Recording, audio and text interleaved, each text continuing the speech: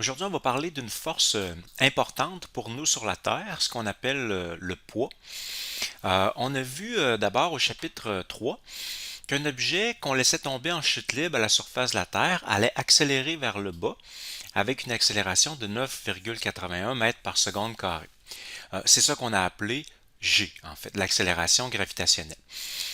On a vu la deuxième loi de Newton dans la capsule précédente, F égale ma. Donc, ça nous dit que si on a une accélération comme ça, qu'il faut qu'il y ait une force qui soit exercée sur l'objet pour qu'il accélère. Et cette force-là va être égale à la masse fois l'accélération, donc la masse fois g dans ce cas-là. Alors, c'est cette force-là qu'on appelle le poids d'un objet, donc la masse fois l'accélération gravitationnelle. Sur la Terre, donc, un objet de 1 kg va avoir un poids de 9,81 newtons. C'est pour ça d'ailleurs que on peut graduer une balance. Techniquement, une balance ou un pèse-personne, quand on embarque dessus, ça mesure une force. Donc, ça devrait être gradué en newtons. Mais on peut également la graduer en kilogrammes, puisque on est sur la Terre, on utilise toujours la balance sur la Terre, donc on connaît la valeur du G qui est de 9,81. Donc la balance mesure la force, divise par G si vous voulez, pour donner la masse en kilogrammes. Mais si on était ailleurs, par exemple si on était sur la Lune, eh bien la valeur de l'accélération gravitationnelle à la surface de la Lune, c'est environ 1,6 mètres par seconde carré. Donc, évidemment, si on utilise la même balance sur la Lune, elle va être faussée parce qu'elle va nous donner une valeur de masse différente alors que notre masse n'a pas changé. D'ailleurs, pour faire un petit exemple, là, ma masse à moi, c'est environ 75 kg. Donc, sur Terre, mon poids serait de 735 newtons, si on le calcule, avec 9,8. Et sur la Lune, j'aurai un poids de seulement 120 newtons. Donc, j'exercerai évidemment une force plus faible sur la balance sur la Lune. D'ailleurs, une petite note sur les unités de G. Donc, l'accélération gravitationnelle, c'est bien sûr une accélération, donc c'est des mètres par seconde carré, mais parfois on l'exprime aussi en newtons par kilogramme, parce que vu que le poids se mesure en newtons, la masse en kilogrammes, alors on peut aussi exprimer la valeur de G en newtons par kilogramme. Donc des newtons par kilogramme ou des mètres par seconde carré, c'est équivalent. Un petit exemple où on a le poids qui est impliqué dans un problème, puis je vais me servir aussi de cet exemple-là pour montrer comment on va décomposer les forces, résoudre certains types de problèmes. Alors ici, on aurait une personne de 75 kg. Disons que le 75 kg englobe tout l'équipement qu'il porte, donc le casque, le harnais, etc. Cette personne-là est suspendue à une corde, deux cordes en fait, et on a les angles ici qui sont donnés avec le plafond là, au point d'attache, 48 et 35 degrés. Et puis, disons qu'on va donner un nom, on va appeler ça T1, la tension qui existe dans cette corde-là, et T2, la tension qui existe dans celle-ci. Euh, la question, c'est de trouver quelles seront ces deux forces de tension-là, donc dans les deux cordes. En fait, ici, c'est un problème d'équilibre.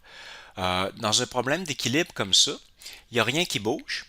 Donc, ça veut dire quoi? Ça veut dire qu'il n'y a pas d'accélération. Et on peut dire que la somme des forces, en fait, ça serait une application de la première loi de Newton ou de la deuxième loi de Newton, si vous voulez, mais en mettant une accélération égale à zéro, puisque l'objet ne bouge pas. Donc, la force résultante est égale à zéro. Alors, la force résultante égale à zéro, ça veut dire que la somme des forces va être égale à zéro. Et nous, comment on va l'appliquer? Pour que la somme des forces soit égale à zéro, il faut que la somme des composantes en X soit égale à zéro et celle en Y également. Donc, avant d'appliquer l'équation, première chose à faire, c'est de dessiner les forces. Donc, le point ici où les forces sont toutes appliquées, il est ici.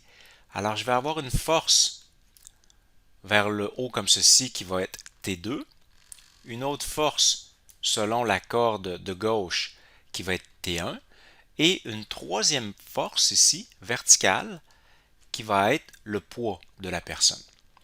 C'est ces trois forces-là qui sont exercées au point qui est là, et la somme des trois doit être égale à zéro. Donc, je vais commencer par la composante en X. Je vais dire somme des forces en X égale 0. Qu'est-ce qu'on a en X? Ici, je vais le mettre à côté, mon système d'axes. Alors, bien sûr, il sera comme ça, mon système d'axes, horizontal, vertical. Je devrais trouver les composantes de mes deux forces. Donc, T2, par exemple, va avoir deux composantes ici, en X, en Y. L'hypoténuse, c'est la force elle-même, donc ça va être T2. Et puis, le 48 degrés, je peux le réécrire, il est ici, là. Alors, la composante en X, c'est celle-ci. Donc, c'est celle qui est adjacente au 48 degrés. Alors, on pourra dire que c'est T2 cosinus de 48 degrés. Alors, ça, c'est la composante en X de la force T2. On a quelque chose d'un peu équivalent pour la force T1. On a 35 degrés ici. C'est encore une fois le côté adjacent qui est la composante en X. Donc, on vient le mettre ici. Je vais écrire moins cette fois-ci. C'est encore un cosinus par contre, vu que c'est le côté adjacent. Mais j'écris moins parce que cette fois-ci, la composante en X, elle tire vers la gauche, donc vers l'axe des X négatifs. Alors, elle doit donc être négative. Quant au poids, il n'y a pas de composante en X, il est à la verticale. Alors, la somme de ces deux forces-là doit donner 0. Autrement dit, la composante horizontale de T2 doit compenser la composante horizontale de T1 pour que ça soit à l'équilibre. Ici, par contre, je suis un peu bloqué parce que vous comprenez qu'on a deux inconnus, T1, T2. Donc, on ne peut pas vraiment résoudre comme ça. Par contre, ce que je vais faire, c'est que je vais aller prendre ici l'autre composante. Alors, il faut également que la somme des forces en Y donne 0. Pour les forces en Y, cette fois-ci, c'est les sinus qu'on va prendre, parce que c'est les côtés opposés de 48 et 35 qui vont donner les composantes en Y. Donc, je vais avoir ici T2 sin de 48 plus T2 sin de 35. Les deux sont positifs cette fois-ci puisque les deux pointent vers le haut. Par contre, vers le bas, là, j'ai le poids, donc qui sera négatif, moins mg. Et la somme de tout ça doit donner 0 pour que ça soit à l'équilibre. La masse, je l'ai. G aussi. Donc, ça, c'est des valeurs connues. Oh, je me rends compte que j'ai fait une erreur ici. J'ai écrit T2, même si j'ai dit T1. Mais c'était ici, bien sûr, T1 qu'on devait avoir ici. Donc, T1, T2, les deux mêmes inconnus que dans l'autre équation. Donc, c'est un problème classique, si on veut, de deux équations, deux inconnus. Ce qu'on peut faire, c'est par exemple isoler T2 dans cette équation-là. Ça va donner T1 cos de 35 sur cos de 48. Et puis ensuite, mon T2, je vais le remplacer dans l'autre équation. Donc, ça va me donner ici T1 cos 35 sur cos 48 fois sinus de 48 plus T1 sin 35. Puis le mg, je pourrais bien l'envoyer de l'autre côté. Puis ensuite, je peux remplacer aussi par les chiffres. J'ai 75 fois 9,8. J'ai T1 à gauche que je vais mettre en évidence. Puis je vais finir de l'isoler comme ça. Alors ça donne 496 newtons pour la force T1. Puis ensuite, pour trouver T2, je viens juste remplacer T1 dans l'équation que j'avais tantôt. Ça donnerait donc 607 newtons pour T2. Il reste à vérifier si ça a du sens. On a T2 qui serait plus grand que T1. On va aller voir en haut. Donc, vous voyez, T2, c'est celui de droite. Il est plus incliné. Donc, c'est normal qu'il supporte une plus grande proportion du poids.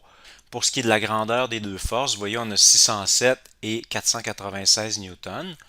Le poids de 75 kg, on l'a vu tantôt avec mon exemple, ça donne 735 newtons.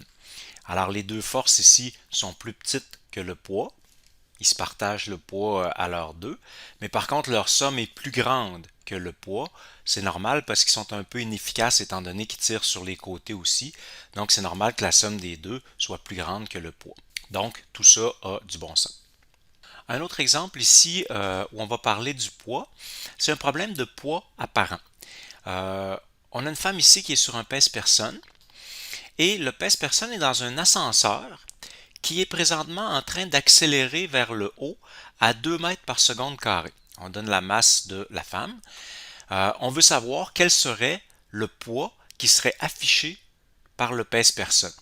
En fait, bien sûr, le pèse-personne va plutôt afficher une masse, donc ça va être en kilogrammes, et on sait bien que ça va être faussé dans ce cas-là. C'est pour ça qu'on appelle ça le poids apparent. Ça va être faussé puisque on a une accélération qui est vers le haut. Donc, cette fois-ci, on va appliquer la deuxième loi de Newton parce qu'on a une accélération.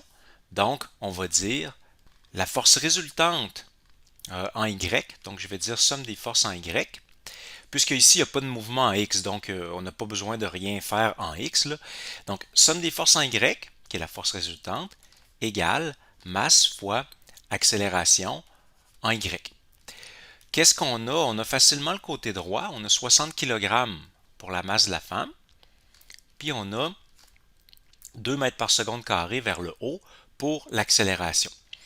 Donc 60 fois 20, ça va faire 120 newtons. Donc il faut que la force résultante sur la femme soit de 120 newtons. Maintenant, quelles sont-elles ces forces-là sur la femme en question? Il y en a deux en fait. Il y a son poids, bien sûr, donc je vais le mettre à son centre de gravité. Alors on a un poids qui est vers le bas. Ensuite, la seule autre force, c'est la force de contact. Le pèse-personne pousse sur les pieds de la femme avec une force qui est la force normale en fait. Donc, j'aurai vers le haut ici la force normale. Et c'est la somme de ces deux forces-là. Donc, je pourrais écrire ici N qui est vers le haut moins le poids mg qui est vers le bas, qui donne 120 newtons. Autrement dit, la force normale sera égale à 120 plus le poids de la personne. Donc, si on le calcule, ce poids-là, ça sera 60 kg fois 9,8 et ça va me donner la valeur de la force normale. Alors, ça donne 709 newtons pour la force normale. Ici, il y a une petite confusion possible. Vous voyez, j'ai un N puis un autre ici. Là. On utilise le symbole N pour la variable qui représente la force normale, puis le N qui est là, c'est des newtons.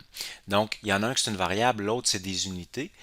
Normalement, c'est sûr qu'à l'écrit, ça paraît pas tant que ça, mais normalement, des unités, on écrit ça en caractère droit, tandis que des variables, on l'écrit en italique. Donc, celle-là devrait être en italique, puis l'autre en caractère droit. Bon, on a 709 newtons. Ça, c'est la force normale. Donc, c'est la force que le pèse-personne exerce vers le haut sur la femme. Mais c'est aussi la force que le pèse-personne va ressentir.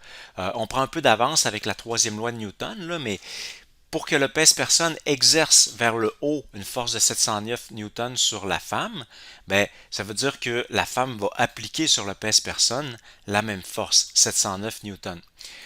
Donc, et c'est ça le poids apparent, en fait, c'est la force que va ressentir le pèse-personne. Donc, la force normale, 709 newtons. Maintenant, le pèse-personne va probablement plutôt afficher non pas des newtons, mais des kilogrammes. Donc, à quel poids ça correspond? Une force normale de 709 newtons. Donc, je vais l'appeler FGA pour poids apparent. Donc, je fais mg.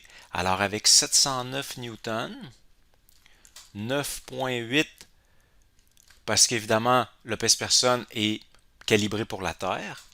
Donc, on trouve une masse de 72 kg environ. Donc, le pèse-personne afficherait 72 kg. En terminant, on regarde toujours si ça a du sens comme réponse. Donc 72 kg alors que la femme avait une masse de 60 kg. Donc c'est un peu plus, c'est normal, l'ascenseur accélère vers le haut. Donc effectivement, ça nous donne un poids apparent qui est plus élevé.